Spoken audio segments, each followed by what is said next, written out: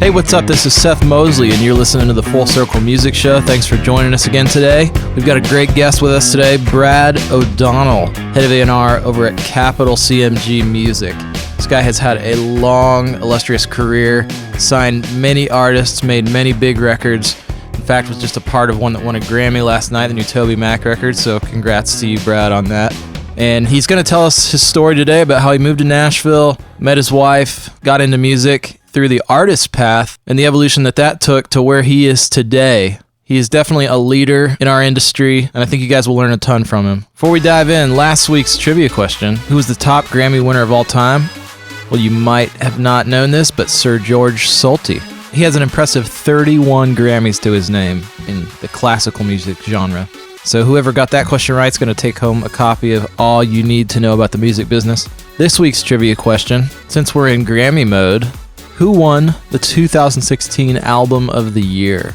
Email your responses to trivia@fullcirclemusic.org, and one of you guys will take home a copy of Hitman. And we just want to thank you so much. We're getting more and more downloads each week. We've gotten a lot of feedback from you guys. We'd love your support if you'd head over to iTunes and leave us a good rating and review. Tell your friends, tell your family about it. And for those of you guys out there who are aspiring songwriters, we've got a free thing we've created for you called the Top 10 Steps to Successful Songwriting from a Grammy-winning writer. We'd love to send that to you. Just go to fullcirclemusic.org and click right there on the front page for that. And without further ado, let's dive into the show. Well, we got Brad O'Donnell in the house today. It's a big privilege. I've been a big fan of Brad's in the Christian music industry for a long time. He's been a big leader, having signed artists like TobyMac, Chris Tomlin, Britt Nicole, Jeremy Camp, David Crowder Band, Matthew West, Hillsong United, Need to Breathe. The list just goes on and on. That kind of reads like a who's who of an entire genre. So It really does. That's pretty impressive. I can tell his face is getting red, or it might just be the light. So I'll let him say hello to you guys. Hello, everyone. Honor to be here. Back at you, Seth. I'm a huge fan. I'm glad we're finally starting to make some records together. Yeah. No. Just to clarify, too, I had the privilege of signing some of them and working with all of them. I wish I could take credit for signing all of them. Okay. We'll make sure your bio is adjusted accordingly. Brad, in case you guys don't know, is an A&R and No Listener Left Behind artist and repertoire. The guy who signs artists, helps pick the songs, shepherd their careers creatively, and really just promote the best atmosphere for inspiration, right? Is that kind of the... How do you define A&R in your position? Man, that's pretty good. I'm going to borrow that moving forward. It's a really old term. From what I understand, it's from sometime in the 1930s, 40s. It stands for artists and repertoire. And what it meant then was you were in charge of the artist and you were in charge of the repertoire. So when Frank Sinatra made a record, which at that point in time happened in one day, you found the songs, you got the songs arranged, you got the band in the studio, you got Frank to the studio on time so that a record got made. So obviously the process is dramatically different now all these years later, but ironically at its core, it's still about those two things. It's about artists, signing and developing them, and it's about repertoire, which is the songs they write and the records they make. So how involved are you in the song process? Are you literally, when one of your artists that you work with sends you a song or a batch of songs for a record, what's your process like? One of the things I love about the job is that it's dramatically different for each artist, at least with me. I mean, other people may have more of a formula. What I love is every artist is dramatically different. So you might have one artist that doesn't write songs at all. What you do is you start the process with a song meeting where you talk about what kind of music they're into, what their vision is for their next album, what they're passionate about saying, and then you work with publishers and songwriters to find those songs. And then at the other end of the spectrum, you may have an artist that not only writes, they don't co-write.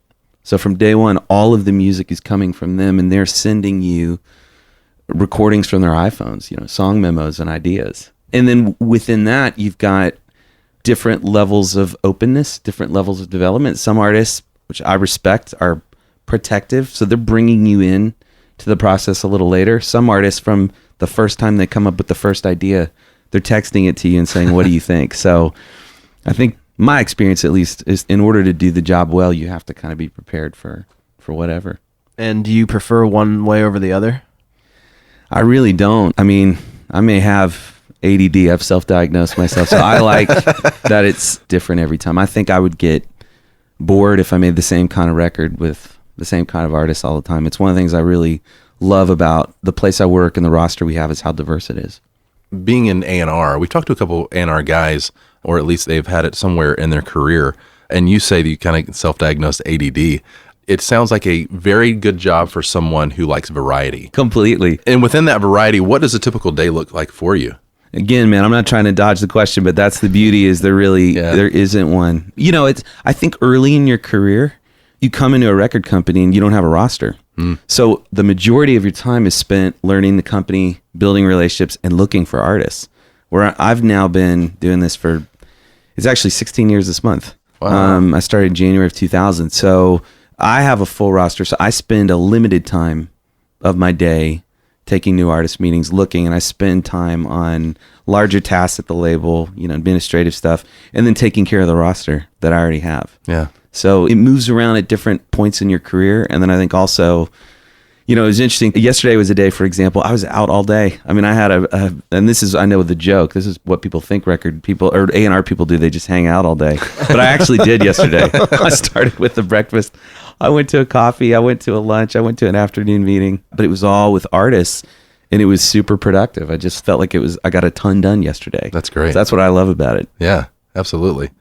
Wow. What does one of those meetings look like where you walk away feeling like you got something done at a coffee? What does that look like in intangibles, I guess? Yeah. I mean, I think it's a combination of two things. My philosophy is that my role is to help edit an artist to do what they do at the highest possible level. So in other words, my starting point is not, hey man, I thought of this great idea for you. My starting point is I want to understand what you want to do.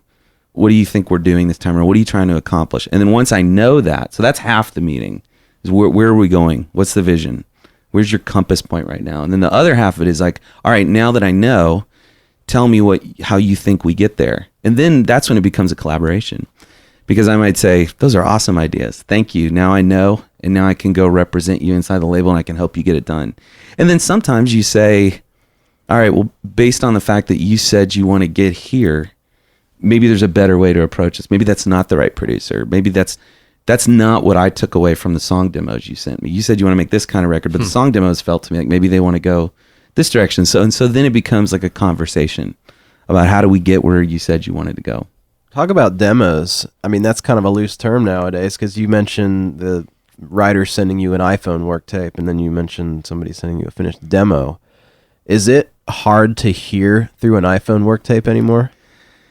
You know, if I'm being honest, sometimes. I know A&R people are supposed to say, no, I can hear anything. But, you know, it can be when you get a demo and it's a really rough recording and the artist says, hey, just so you know, I think I'm going to do this 10 clicks faster and it's going to sound like Coldplay. And it's like, I'll do my best to use my imagination, and sometimes I can get it. Sometimes, if I'm being honest, I just have to say, okay, well, maybe we should develop the demo a little more so we can be sure that this song has the potential to become what you want it to be. It is funny because on the singer-songwriter side of things, it typically is just a piano and a vocal, an acoustic guitar and a vocal. And on the pop or hip-hop side, it can be a mini record. Right. I mean, it may be, pretty close to what you're going to hear on the radio 6 months later. Yeah. Well, nowadays so much of a song and songwriting, that's split into three parts. There's music or track, and there's melody, and then there's lyric. And like you said, with the singer-songwriter part, it's more maybe focused on the melody and lyric, but modern pop music, half the thing is about the track and the vibe and the feeling. I guess our genre might be a little different in that, do you think? No, I think you're right. I think it's similar in that if it's pop or hip hop, and really I would say any kind of radio-driven format, the sound of the production, you could argue is as important as the chords and melody and lyrics. Yeah, that's good. Yeah, especially when you've got to listen to whatever song you're talking about squeezed or sandwiched in between two other songs that very much define a genre. If you're listening to the radio, those songs come back to back, and so if they're not up to snuff, or what you're saying, I think, is the production level, if it's not there, then it's not going to perform as well as some of the other ones sitting there. That's exactly right. And that's what I always, producers and songwriters, I think, will fairly ask, like, I think we wrote a really good song. How do you want to hear the demo? And I'm always like, I want to hear it how you think it can be best represented. You know, so it's like, if I don't think that always means blowing it out like a record, but I do think, you know, sometimes giving at least a little bit of a sense of here's how exciting this could be if it was produced like a full record, it helps your song. Sure. Well, I think of Steve Jobs as a perfect parallel for that. Every presentation he did was as much about the presentation as it was about the product. Wow, yeah. And you were just excited to watch the presentation because there was surprise and it was a show, I feel like. And so to me, at least the way that our company, not to talk too much about how we do stuff, but I think it's how a lot of people are doing it nowadays. The demo really is that presentation. It's a great analogy. I think anyways. I agree. No. I'm with you. So rewinding a little bit, how did you first get your job? You said you started in 2000 at Sparrow. It was actually in 2000 I started at Myrrh Records, Okay. which eventually turned into Word Records. And then I moved to Sparrow, which became EMI and then Capital CMG. I moved there in the summer of 01. So who gave you your first shot at the whole A&R thing? I mean, the brief story is that I went to jazz school at the University of Miami in Florida. I did an undergrad and a master's there and was just, you know, fell in love with songwriting and record making towards the end of my time. Even though I love jazz music too, I think I had figured out that I was probably not a jazz virtuoso and I was just really enjoying writing songs. And some of these songs got the attention of a small record company in Nashville. And so that allowed my wife and I to move. We had a deal with a small indie label.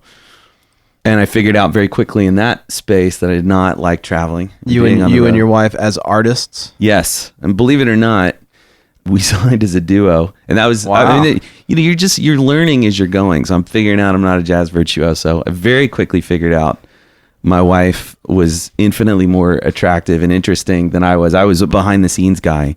And then I also just figured out, as much as I loved playing music on stage, I mean, part of being an artist is there's an enormous amount of non-music activity. Sure. Travel, you know, interviews, you know, bookstores, signings. And I didn't like it. So I wanted to be off the road and in the studio. So I started writing songs and developing artists. And I don't think I had any inkling that A&R was something that I could or should do.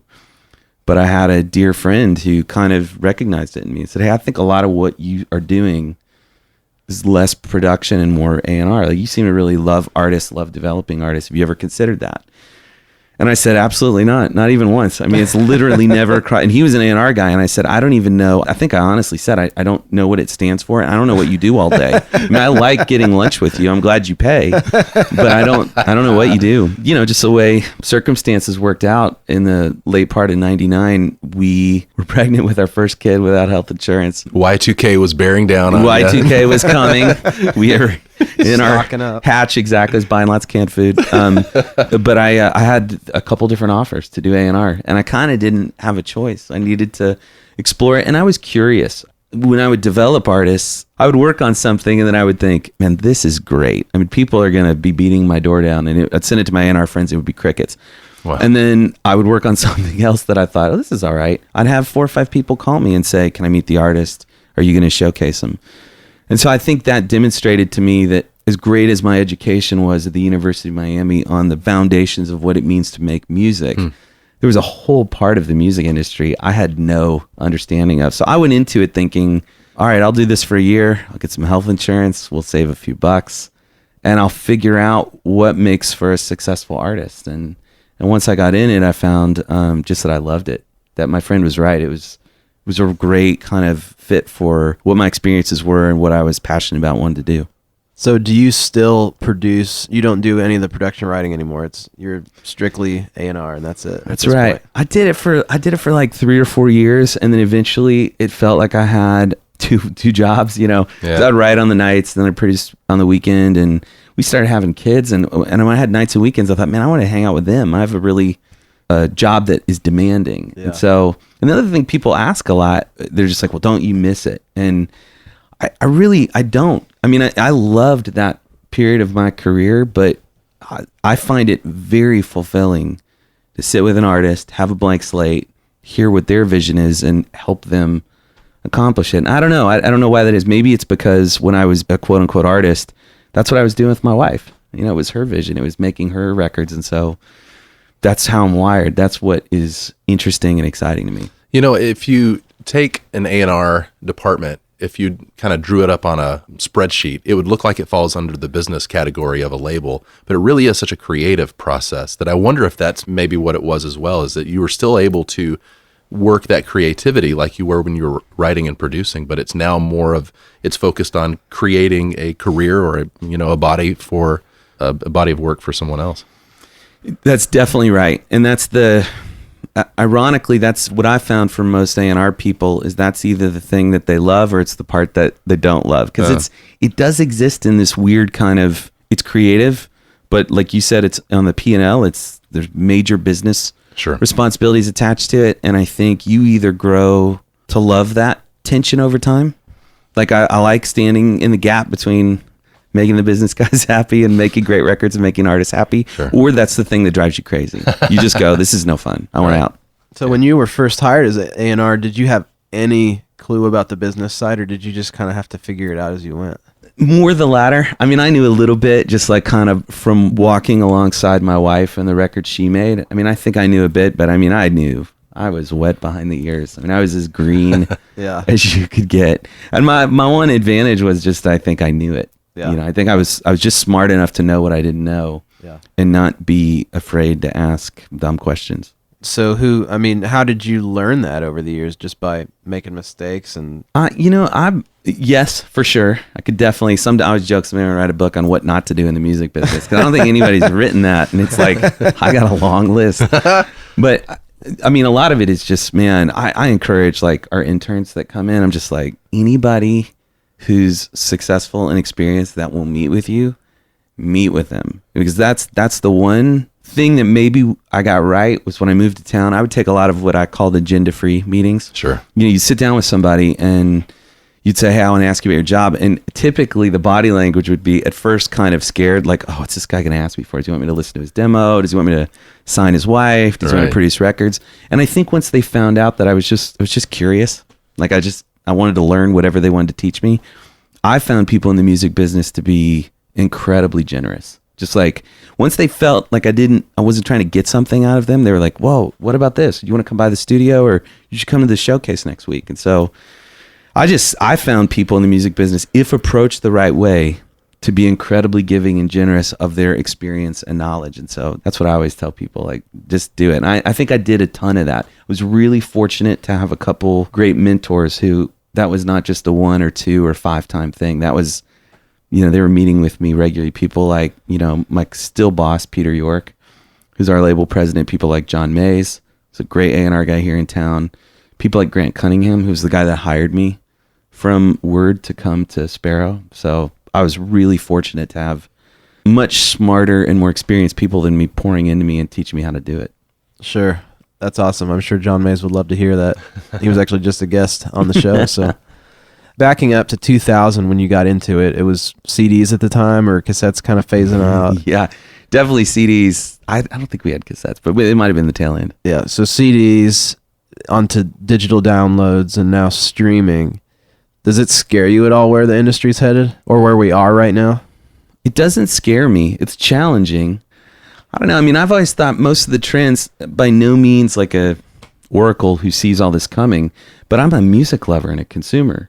So in other words, when I was buying CDs, I was frustrated like most listeners were, that I couldn't hear it. I would literally go to the record store and think, this kind of sucks that I have to pay $15 and I haven't heard it. So when the Apple Music Store came out, I'm like, this is great. And yes, that created challenges for our company and for the music industry, but I liked it. And then once the idea of streaming came along in any form, video streaming, audio streaming, I thought, man, what a great idea. And I could have the history of recorded music in my pocket for less than the cost of what I used to, because I used to spend a ton of money on music for less than the cost of one CD a month. So I'm not saying it's perfect. We've got a lot to figure out. I mean, the world is moving at a really rapid pace. I think if you're anywhere in the intellectual property business, entertainment, or I think if I worked at a newspaper, I'd be going, what do we do? This is a completely new world, but I also think it's more exciting than scary. So what is working right now on the label side? Because you talk about the business and it presents its own sets of challenges, but what are the things that are working? You mean from an artist or record perspective, or do you mean just... I mean, bottom line perspective, if I was to start a label and, the old model of a label for, again, No Listener Left Behind, labels historically made their money off of selling records, right? And, Yes. And now it's, would you say, more selling brands and being invested in the entire life of an artist? The short answer is yes. I mean, what's happening on the recorded side, which is still our core business. I mean, that's what we do, is make recorded music. Yeah, we're at this weird moment where we almost have three audiences.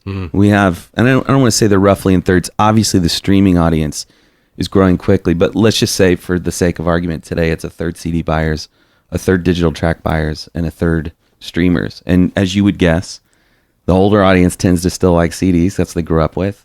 You've got a track buying audience in the middle, and the young audience is primarily streaming tracks. So that's one challenge. And then the other thing you brought up is, yes, I think for example, we've had a publishing company for a long time, and that's something other than recorded music. It's a different kind of rights management that we can partner with an artist on. Well, now we've dipped our toe in the water with a few tours. We've dipped our toe in the water with merchandise. And I would say we're still on the early side of all that.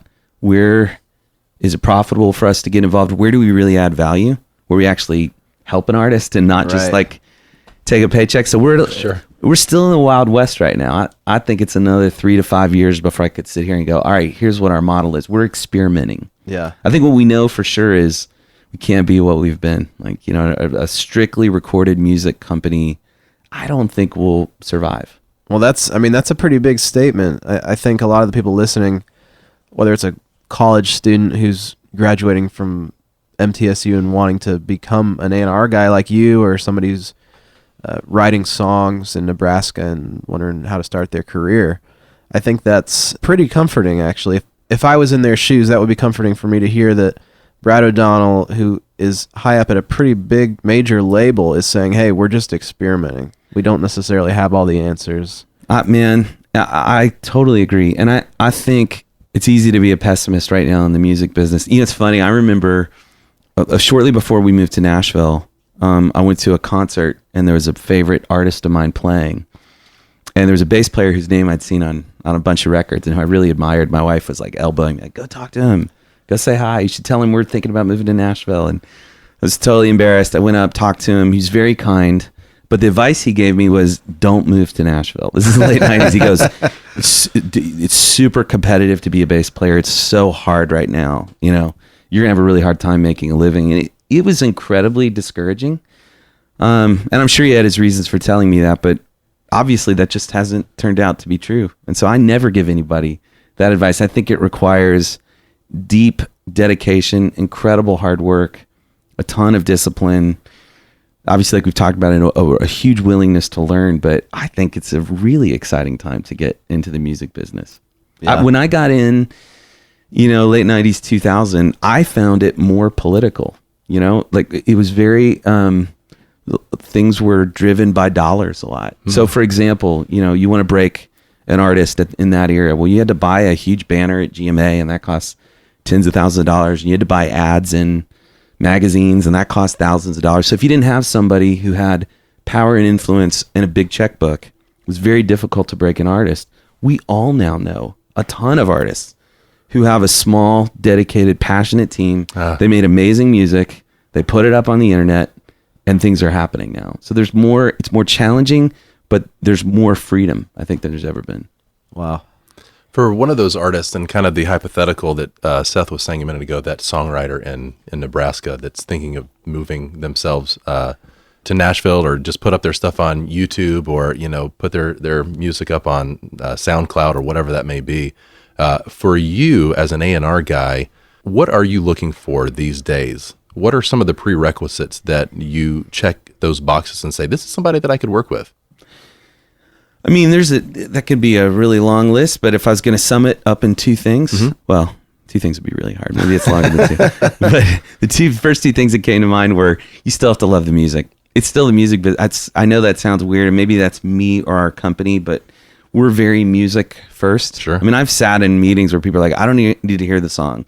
How many views does it have? How many streams does it have? And it's just like, I can't relate to that. That's not how I grew up. It's not who I am. The first thing is you have to hear a song and a performance and go, I love that. I love it. I think other people will love it too. The second thing that is new, it used to just, that was your starting point. Then you'd bring them in for a showcase, whatever. Now I think there's another element, which is, you know, I know this drives artists crazy, but it's really what labels call story. What's the story? Sure. And the story can be anything. It's basically some indication that there's a fan base for this music already. So it could be a ton of streams. It could be a ton of video views. It could be a massive tour. It could be something that says, hey, not only is this music good, but there's already bubbling under a real interest in it and excitement for it, because the label's obviously going to make a huge time and money investment. Yeah. And the days of like just our A&R guy really likes it, we're going to put it out and cross our fingers, like those are over. Like an A&R person has to come in now and say, not only do I love this music, but let me demonstrate to you through their social numbers or whatever, right, that this is an artist that's working really hard and already has a fan base building. Back in the day, in the early 2000s when you were starting out, could it be that easy that you just really dug their sound and that's all that it took? Yeah, I mean, I wasn't the only one that had to like it. You know, you had to get your boss's buy-in and others, but yeah, it really was like, I like this music, I bring it in and play it for the guys that control the checkbook. If they like it too and like the artist, obviously it's another thing I really love about our label is this was the way it was before I got there. They don't sign anything they don't showcase. So there was a sense too of, not only do I got to love the music, they got to be decent live, hopefully great, and they've got to be nice people, you know, people that you like and you want to be around. So there's a little more than just the music, but there was no real way to measure audience engagement. It wasn't that we didn't care, it's just we didn't have the tools that we have now. Yeah. And so showcasing is still a big part of when you've dated an artist for long enough and you're like, hey, I think we need to bring him to town. No Listener Left Behind. What does a showcase look like? Yeah, you know, that's funny because that's one thing that as much as things have changed, like the way the dating process has changed is it used to be you would put an A&R person on a plane. They'd go check it out. They'd come back and go, yep, they checked the boxes. This is a nice person. They seem ambitious. Their live show was good. I think we ought to bring them in and play for the label. Now, over the phone and really through YouTube views, you can kind of get enough of a sense that this is something we could showcase. So a lot of times just you build a relationship, you know, online and over the phone, and then you bring them in. But the actual showcase part, ironically, that's still pretty similar. It's usually going to a club late in the day, renting it out. So you put them in an ideal environment, and they're going to play 20 to 30 minutes of music for you and your staff. So for us, that tends to be, it's not everybody at the company, but say 20 people. And I know other companies do it differently. It might just be the A&R person and the label head or whatever, or a small group. We feel like if everybody's going to have to work on this, then everybody's got to buy in. Yeah. And what's cool about that, I think, for an A&R person, it takes the pressure off of, boy, I really hope Brad is right about this artist and that it works. Like, look, you guys all saw this. We all looked at it together. We all really believed in this artist. We all really believed in this song. So there's no like, hey, A&R forced this down our throats. We have to work it now. We're all in this together. I remember some of my first years coming to Nashville, and when I used to do the artist thing, the showcase was probably the most terrifying thing in the entire world for any artist. Oh, yeah. Like you said, it's 20, 30 people in the back of a dimly lit room in 3 PM downtown Nashville somewhere. All not reacting, all staring at you with their arms crossed. Exactly.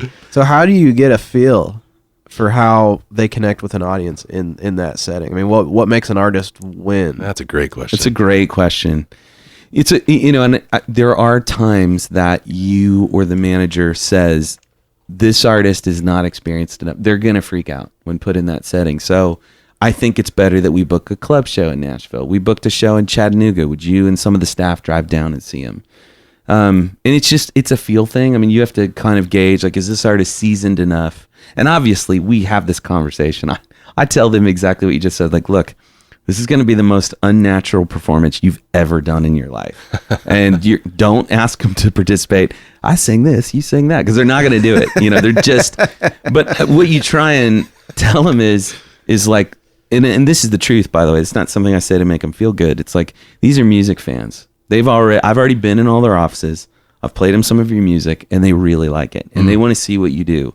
So when they're standing there with their arms crossed, they're not into it. It's not they don't care. They're thinking about their job. Yeah. They're evaluating, is this an artist I could get really excited about? And whatever my particular role is at the company, is this an artist that I could get there. And the other thing I hope that helps too is we try and build a relationship before then. So it's not like they've met everybody in that room before they get on stage. So they're not playing to strangers that they've never met. They're coming in going, I've met these people. I know who they are. I know that they like me, or I wouldn't be here. So yeah, even with all of, we do the best we can. It still is challenging. Are there any artists that come in and you just have the best feeling in the world and everybody loves them and then the showcase just bombs? Yes. Yeah, I've gotten, you know what's funny is that usually the way I'll start the day is I'll introduce them to my boss. For whatever reason, what comes to mind for me, there are a few of those. There's more, especially earlier in my career, where I'm sitting in that room and they're sitting on the couch and he throws them a softball. Like, well, tell me, what you think the next 2 or 3 years look like for you.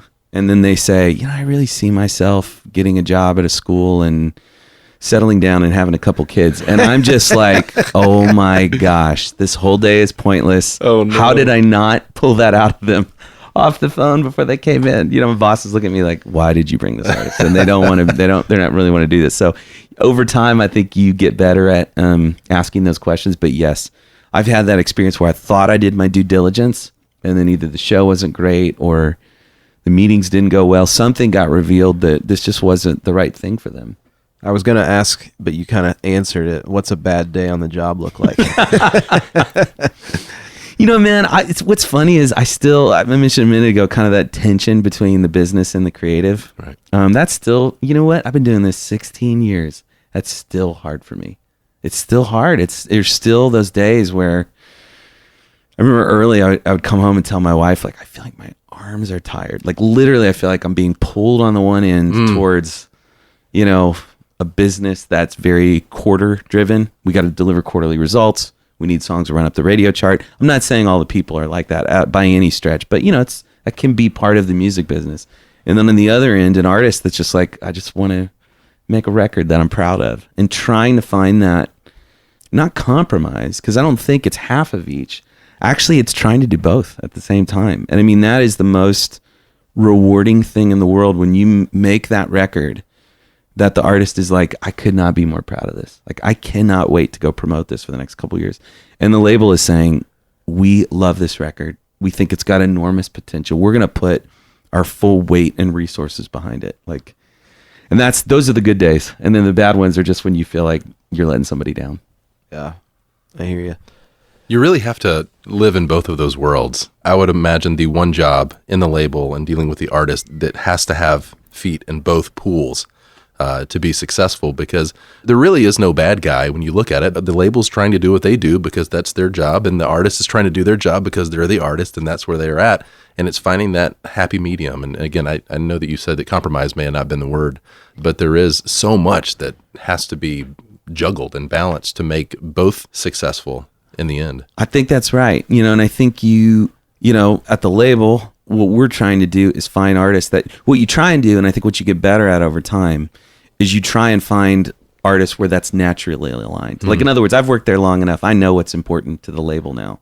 And I'm trying to find artists that align with those same objectives, because then I know we're not going to be fighting a year or two later and somebody's going to be let down and disappointed. And I would give the same advice to an artist, like, man, really get to know that record company and make sure you have the same objectives going into it. Yeah. And don't just because they wrote you a check with the number of zeros at the end of it that you want, sign up, because you're going to be disappointed and frustrated in a short amount of time. Both sides have to really do their homework and feel like they're headed to the same place and they want the same things. Yeah.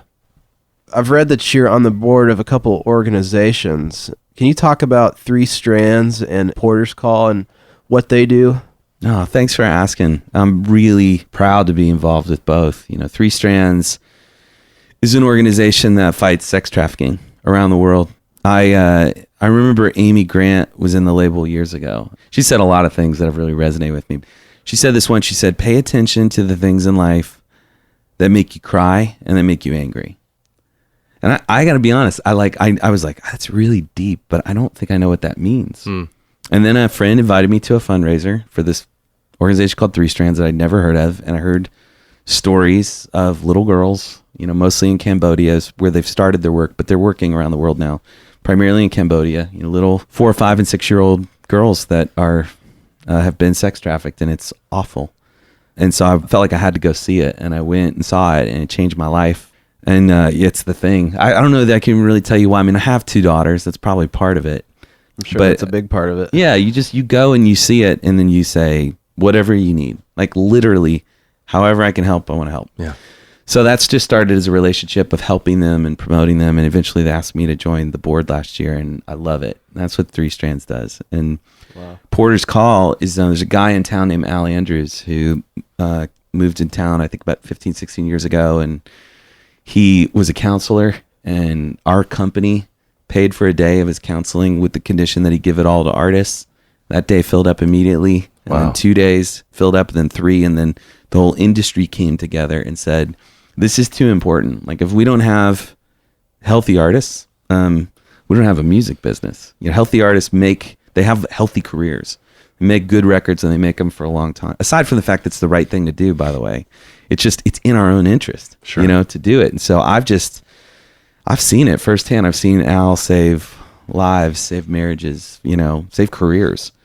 So he's great. And I think what he provides to artists is just a safe place, to be honest. You know, most of us, your record producer, your songwriter, your A&R guy, your manager, let's be honest. I mean, we love the artists we work with, but we have a business interest. Yeah. And so if something's really wrong, there's a major temptation for them to not tell us.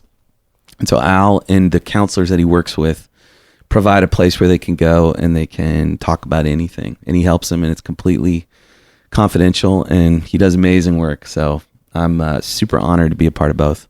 Yeah, what a vision early on for your label group to invest in a day where you're not necessarily seeing a return on paper. Or probably even today, you know, but you're just sowing into the lives of artists because you're signing human beings, and human beings are messy. I just think that's pretty. That's an incredible example, I think, in the music industry. I don't know if it happens in other genres. I'm not sure at all. Thanks for saying that. I mean, what's great about Al is I think it started because of us as primarily a Christian music thing, and now he sees pop bands, rock bands, country stars, which is good because they can write bigger checks to donate to him than most of our artists and people can. But no, he and his team do unbelievable work. I know firsthand. I've been to Al back when I was doing the artist thing, and he has a pretty powerful calling on his life to be doing what he's doing. Yeah. And really does create a safe place and create, I think, longevity in careers, which brings me to my kind of last question as we're wrapping up, and I know you got to get on with your day, but are there things that you can tell early on where you're like, this artist is going to be around for a long time, and what are some of the hallmarks of longevity in an artist's career? Man, that's probably the question I ask myself more than any other. So for us, that would be, you know, Amy Grant, Michael W. Smith, Chris Tomlin, David Crowder. I'm trying to think of the artists that have had really long, successful, John Foreman, Switchfoot. You know, you're constantly asking yourself, so what's the secret? Like, what are they doing right that I can help grow in the young artists I'm working with? Because it's the right thing for us and the right thing for them. And it changes a little bit every year. I mean, I think you use the phrase at the end of your question, what are the hallmarks? Because I don't think it's a formula. Obviously, if it was, believe me, I would have tried to crack it by now. But, you know, I think some of the things that mark them are incredible work ethic. You know, so they're constantly putting in hours and, you know, for example, a lot of them write more songs and rewrite more songs than other artists. That's a general trend that I've seen among successful artists with long careers is they write a lot. They rewrite a lot. They work really hard on their records. They revisit them when they're not right. So I'm not saying an artist that's like, here's my 10 songs, you know, here's the recording, I'm done. Can't make it, but I think the odds are stacked against you. And I also think there's a part of it, ironically, that's non-musical. That just has to do with who you are as a human being. Like, do you have the ability to connect with people and move them? Because I think music is an emotional language. And I think that's why most of us consciously or unconsciously go to music, because it makes you feel something. It enables you to connect with truths that I don't know that you can get at any other way. I mean, I heard this guy speak once, and it really resonated with me. He said, I think music is a language that God created that can deal with contradiction in a way that linear art forms can't, a painting or a movie or book. And I think the whole room was kind of confused. He said, let me show you what I mean. He walked over to the piano and he played a C chord. And he said, so am I playing a C chord or am I playing the individual notes C, E, and G? And of course, the answer is both. And he said, that's what I mean is in a sermon or any other kind of art form, you're kind of telling a story and relating something. Music has this ability to kind of communicate more than one truth at once. Oh, and I think that's, I know that's a really kind of obscure answer to your question, but I think you're looking for that feeling that an artist's music gives to you when you hear it. Wow.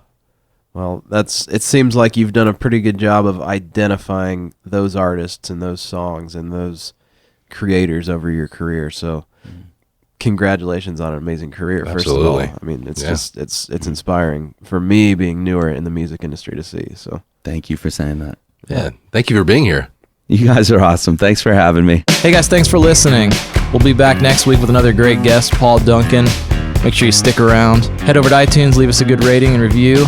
Produced by the Full Circle Music Show with editing help from Jericho Scroggins. And once again, head over to fullcirclemusic.org for your free copy of the top 10 tips for successful songwriting. Go right to the front page and click there.